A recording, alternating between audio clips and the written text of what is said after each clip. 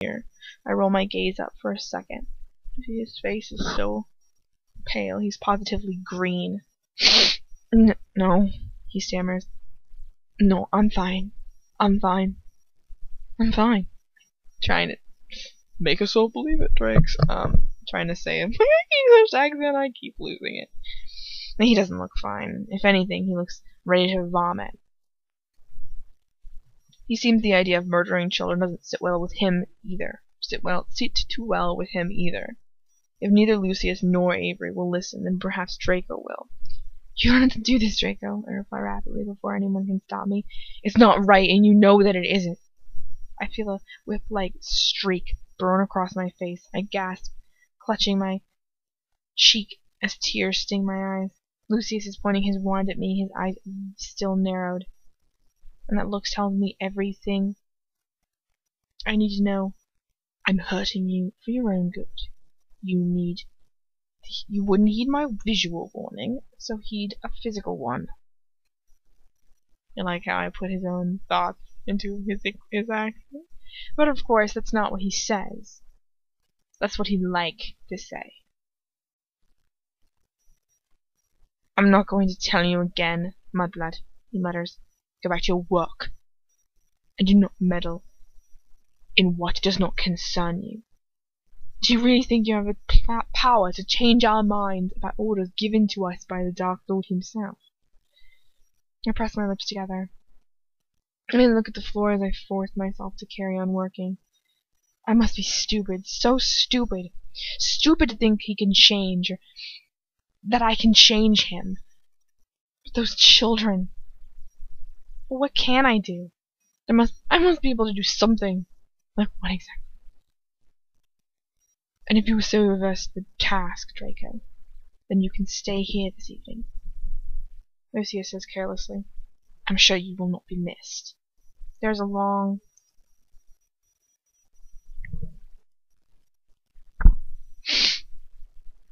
silence when Draco and when Draco speaks, I can hear the resentment that laces through his words, though he doesn't appeal against Lucius's proposition. Thank you, Father. I pause for a second before I go on sweeping, furiously scraping the brush over the stone. You'll need to grow a backbone one day, you know that. Lucius says, his voice almost artistically disdainful. Another long pause, and when the reply comes, it is almost the most sullen of voices. Yes, Father. And there it is again. The stab of pity I felt for Draco before now. I don't know why. And I wish I couldn't feel it. It's just, he's always trying to please Lucius, and he can never quite manage it. Ironically, I think that if he could just stand up for himself in some way, then Lucius might finally respect him. After all, then he starts to respect me for the exact same reason. What was it he said so long ago? I might almost have respect for you. And it was because I stood up to him. He's so used to people doing as he says. It's probably refreshing for him to finally have someone have a fight on his hands.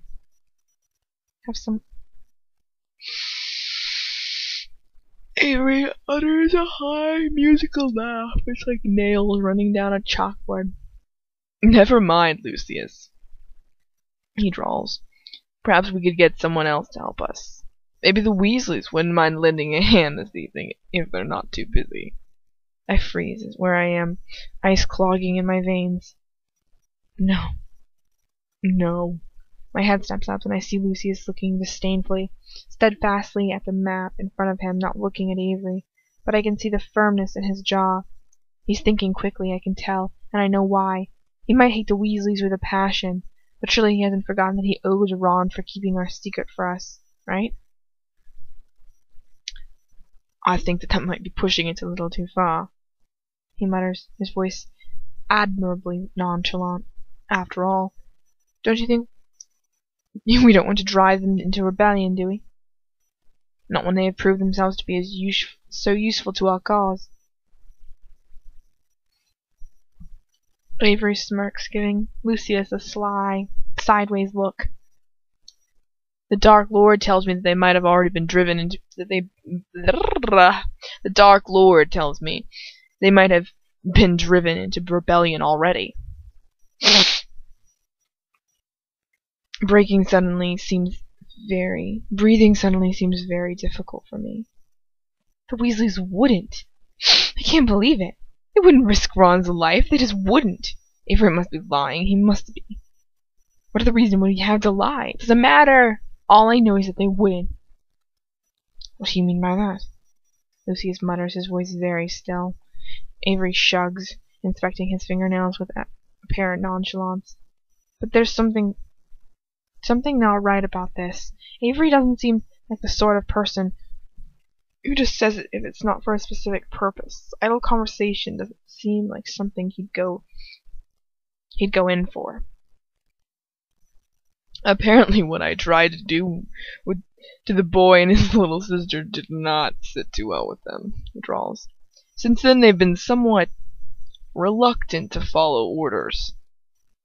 Oh God, I swear to God, if she says oh God one more time, I'm gonna fucking punch her in the face. You just got punched in the face, okay? It just happened. I don't know what to think. Punched in the face, is punched in the face, gets punched in the face. Done. Where's freaking Bellatrix? She's like rejected. I don't know what to think. I hear Lucius second his breath, but when he tries to speak, he doesn't look up from his map. I told you that was a bad idea, he murmurs. He mutters. Avery breathes in a small laugh. Wow.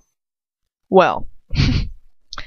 They're used to the Dark Lord is wearing thin anyways, he says, his voice completely and perfectly trouble-free. He was saying just the other day that perhaps the boy might be better use somewhere else. He was saying just the other day that perhaps the boy might be put better use elsewhere. I feel my brow knot into a frown. What is he talking about?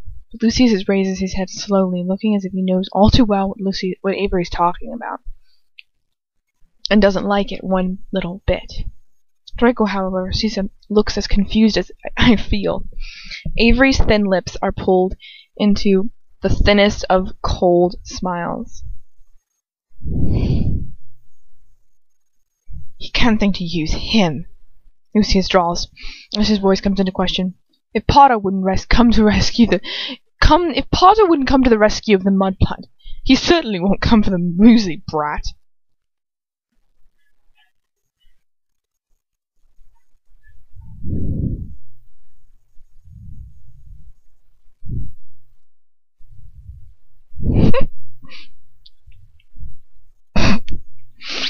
Oh my God. I'm sorry. If he won't come, Potter won't come for Hermione, he won't come for Ron, especially. Ice cold fear starts to creep through my nerves as understanding dawns on me slowly. Lucius looks as if he understands. As if understanding, what is happening? As understanding dawns on me slowly.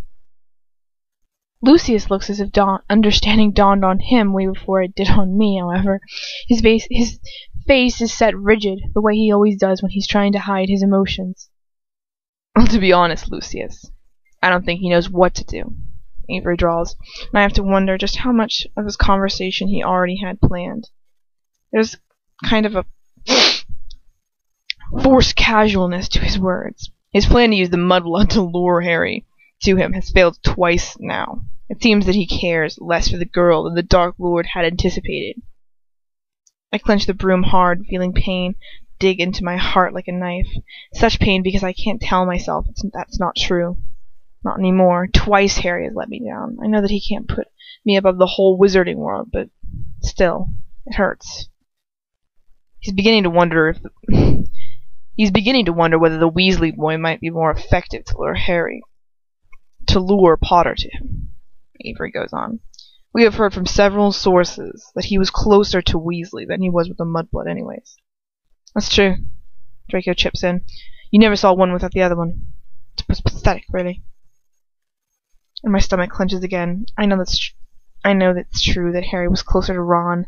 I've always known it, but it doesn't stop it from hurting. Indeed. And also, Avery draws, stretching his arm out in front of him with apparent nonchalance.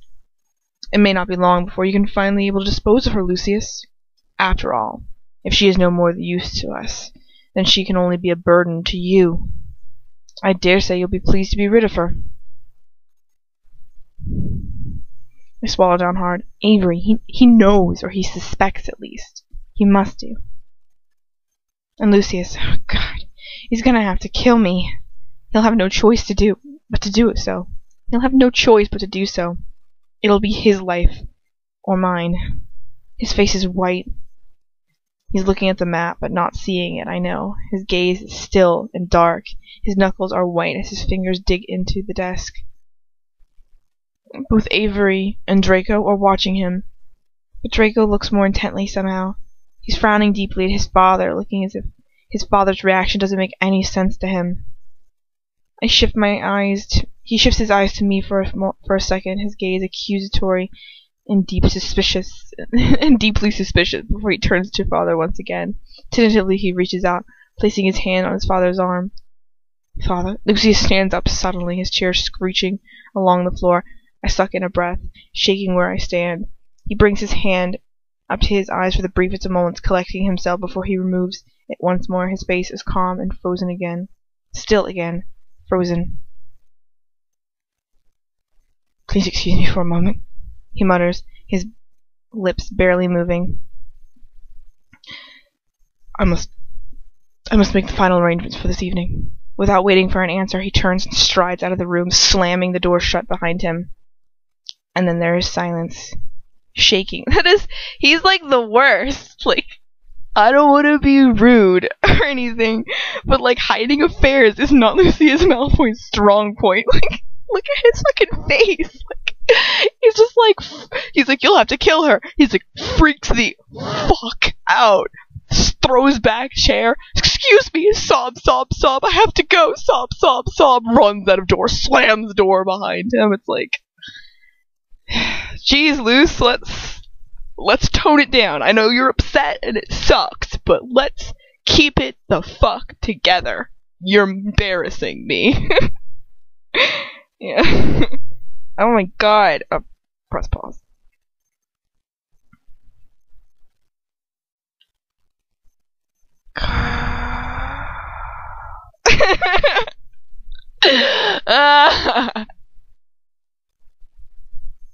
Oh my god. Look, it's not me I'm asking. It's my pants. Best mistype ever.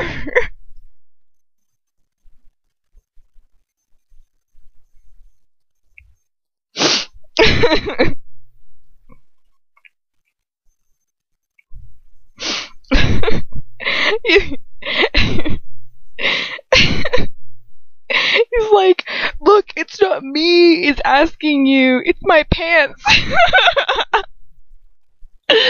I can't even continue. And they're not going to stop asking and asking.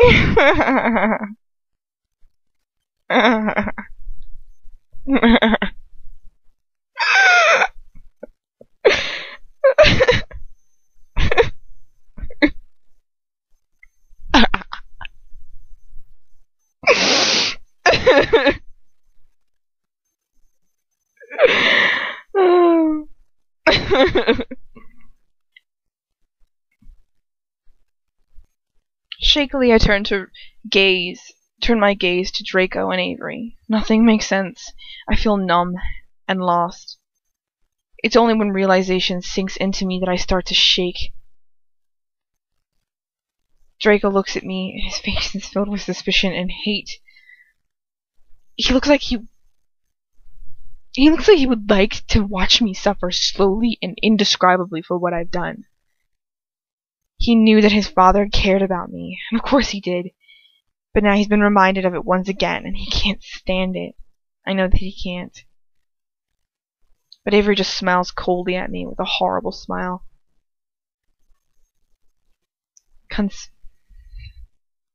conspiratory. There we go. As if me and him are in some sort of secret in some way. Which I suppose in some way we almost are. I shiver, he knows. She needs to stop saying, oh god, I will punch her in the goddamn face. Don't you have some work to be doing, Mudblood? He asked coldly.